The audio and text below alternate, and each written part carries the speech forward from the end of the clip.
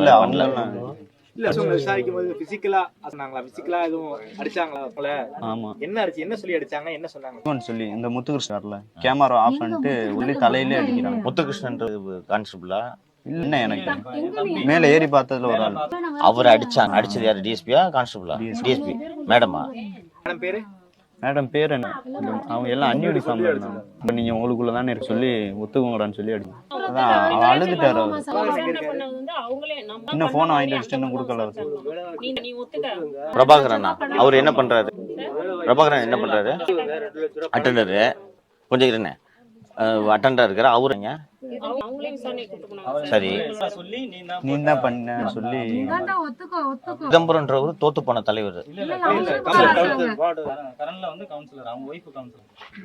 அழுதுட்டாங்க. சூர்யா படத்துல கண்டிஷன்ல தான் பண்ணிட்டு